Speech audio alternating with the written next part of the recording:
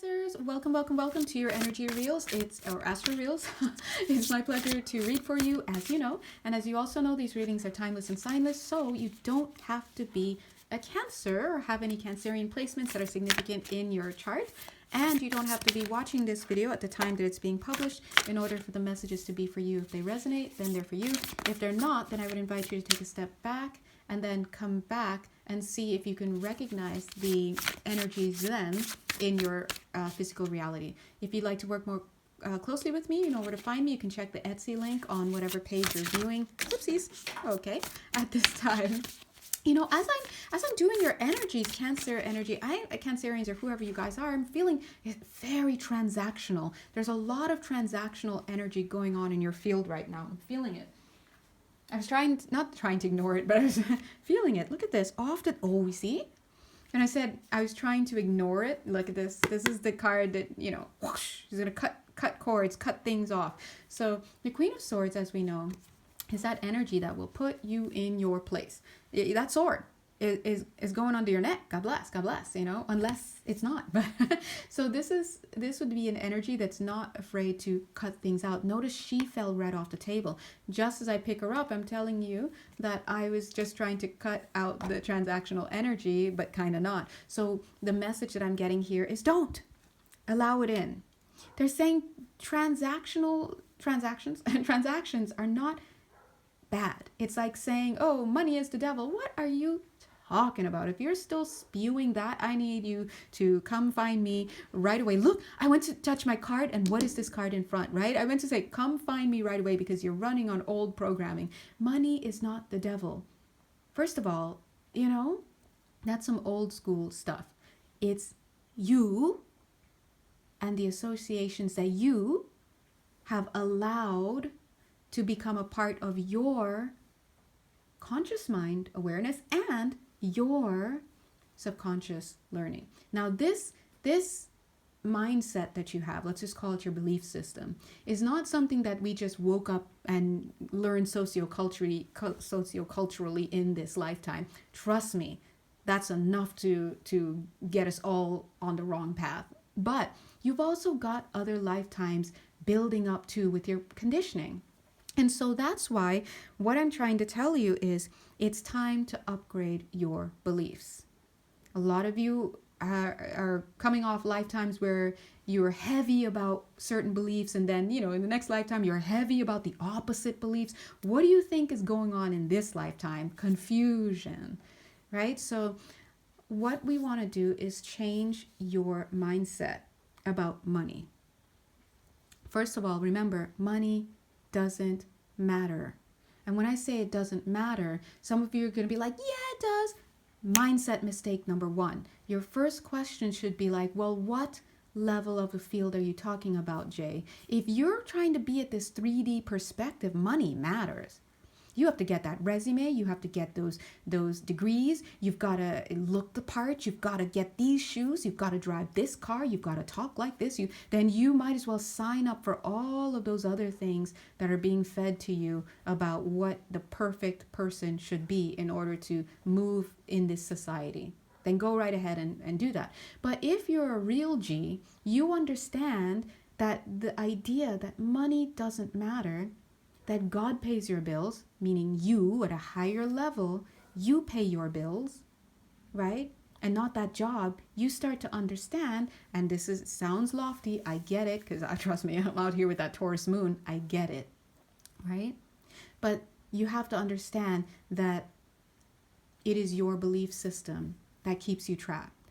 How many people have horrible credit, and yet they're living in wonderful places? You know, they may not own their own home. Some of them actually do. Some of them don't even pay for that home. There are some people who don't have beyond a high school degree, and yet they're making bank. They're in their bag. They're in your bag. They're in my bag. How are they in 3 bags at once? So you have to understand, as long as these anomalies are out there, your very idea of this linear thinking about certain things being the devil and certain things like that, it's not going to fly anymore. This isn't the timeline for that. And if you're watching my videos, I can assure you that you're on a timeline where those kinds of beliefs do not align. And so now the question is, how can you get yourself into a better state of mind so that you can, literally call into form, call into matter, things that are going to assist you with whatever it is that you need. Abundance has nothing to do with money. It has to do only with having what you need when you need it. Things that make you happy, certain goals, certain plans you're going for. Your desires alone are not real. They're built off of conditioning. You think you want to do that. You think that's going to make you happy. Yeah, you might even get it and then spend a couple of decades in it. And then you realize this never brought me happiness. What do you know about happiness? If you don't even remember who you are, you don't know what's going to bring you real happiness. A lot of us are just going off of ideas about happiness and fulfillment and success and things like that based off of our conditioning. So you have to understand how deeply you're in that world. We're all in it. I'm in it. Shoot. I'm in it talking to you who's in it, and we're both in it together. However, I know myself. I don't plan to stay in it. Capricorn South Node. Shout out to my Capricorns. We're not going to stay in, we ain't finishing how we started, right? So maybe one step ahead, or one step somewhere, but at least we're trying to do something. And if this sounds like something you're interested in, remember what you've been doing has probably not been helping you feel happy, right? And so now we ask ourselves, what other messages are coming through for you, aside from the idea that now it's time to start upgrading your belief system? Let's see these two randos, random cards. That's funny. I just heard I need a coffee break. It's interesting. Who's that for? And then I heard Duncan Hines for somebody as well. For somebody here, if you're trying to move, they're saying that something may materialize. There's something in the near future that may materialize, because I'm seeing it kind of coming into construction. Because remember, all of this is just light, and then your attention to certain things will call into solidification things. So as I'm looking at this potential space, that's a few, yeah, it's a little bit out. I don't know, I can't get the months, if it's 3 months or 6 months, but a little bit out. It's not solid at this point. It's kind of looking a little wavy, so it's kind of coming into being. So I'm kind of getting about that place. That may not be the place that you want to look for.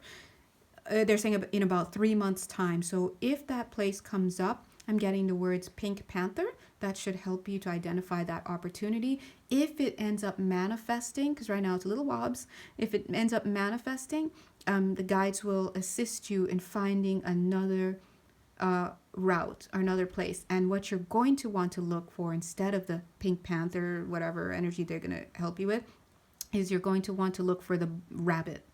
I'm getting bunny ears. Okay, so however that looks. And no, I do not mean the Playboy Mansion. Okay, I mean, who do you think you are? But anyway, that's very specific. Spirit is saying, and then now I'm getting some real Gemini vibes today. I think, look at that. I think that right now, oh, thanks. Thank you. That was a nice way of saying Mercury retrograde. Thank you. Right now, we as a collective and individually, of course, but as a collective, we will be going through, I'm getting the words an upchucking. Remember the word upchuck? I mean, whoever says that, but upchucking of things. I keep getting the words rewards, but I don't think that they fit in this category. So I'm just acknowledging that mention that's coming up so that people can understand it. I also heard mansion for somebody, so lots of messages kind of coming through. But generally speaking, during this Mercury retrograde, of course, we remember that it's not the best time to be making quick decisions, specifically swift decisions, they're saying in particular. That weirdly was a segue into Taylor Swift for somebody here. that is being used for you, but don't make any swift decisions. Now, we hear that all the time, and it's one of those things that we're like, oh, what does that even mean? Simply stated, what it means is during this time, due to the astrological influences, there are things that are within you. We see the grief card here, old unhealed wounds, old unresolved conflicts within. Internal conflicts, it's always internal, that will be resurfacing. For what? Not to torture you, and defos not for you to get back with your ex. Okay, don't do it, don't do it, don't do it. We say it every time. Instead, what it is look at it from a positive standpoint. It's about, it's about reflecting. My guys, it's about reflecting on what is coming up and how you can make better changes, better changes, thank you. But I was also going to say better choices, yes, in the future, but better changes. So it's an opportunity. It's an opportunity for reflecting and then selecting a new route to move forward. But I do see a lot of stuff coming up for you. So be mindful as these things come up, these emotions, the nostalgia, things like that. Don't be so quick to make judgments, okay?